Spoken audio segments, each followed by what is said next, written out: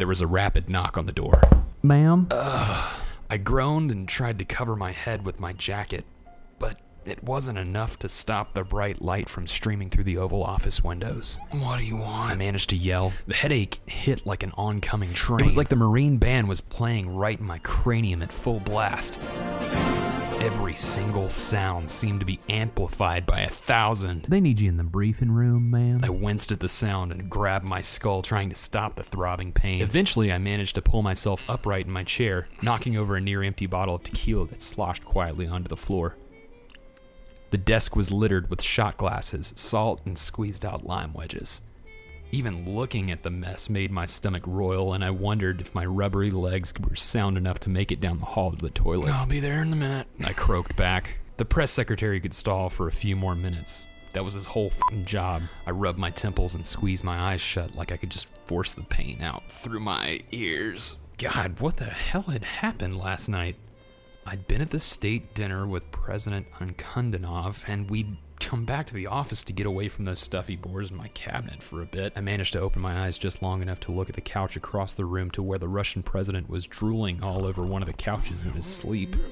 On the coffee table, there were thick binders stamped with the CIA insignia and what looked like huge piles of maps and troops' readiness reports. I reached for a water bottle from under the desk and chugged the entire thing. Time to sober up, I told myself. Have to meet with those damn reporters about shit. What was the press conference about? Was it the education bill? It all seemed to kind of run together as president. I was constantly running back and forth, putting out fires so quickly that there wasn't even time to understand what had started them. I fumbled over to the phone on the desk and pressed the speaker button that connected to my secretary. Diane, can you bring me a cup of coffee?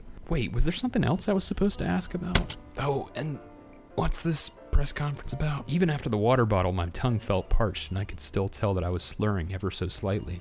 I've gotten pretty good at covering that up, though. Right away, Madam President. And the conference is to answer questions about the new military action in Mexico. The what? I thought for just a moment. On the couch, Nikolai stirred and sat up. His hair, normally clean and crisply combed, stuck out at crazy angles like some sort of 60-year-old punk rocker. Who is that? He said. Your mother? He gave a chuckle at his own joke that turned into a hacking cough.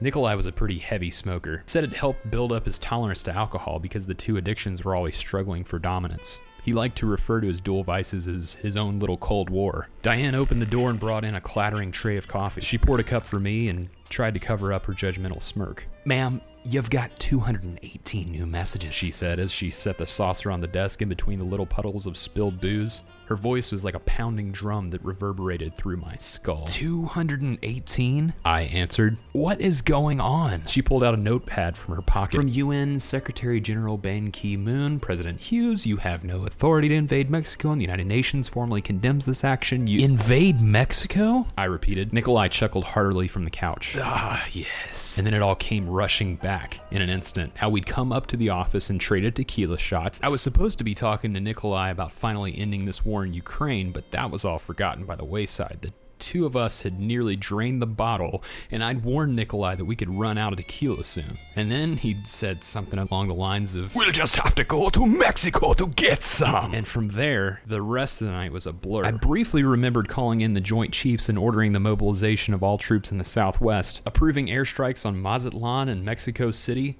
My last hazy memory was doing victory shots with Nikolai when it was confirmed that we'd seized and then annexed the city of Tequila. Oh, no, I said. From President Ruiz of Mexico, Diane continued. This aggression against my country I will... get it, Diane, I said. My stomach churned in waves, threatening to expel its contents all over the desk if I didn't give it some more coffee soon. I can cancel the press conference, she offered, taking pity on me. We can tell them that a complication in taking Mexico City has come up and you're needed in the Situation Room. Yeah. I said, let's do that. Diane smiled pleasantly. And will you be needing that folder on Andorra? She asked. It was our code word for, should I set up a cot in the Situation Room to sleep it off? She knew me so well. I nodded back. You're the best, Diane. From across the room, Nikolai chimed in. You didn't tell me we were invading Andorra, too.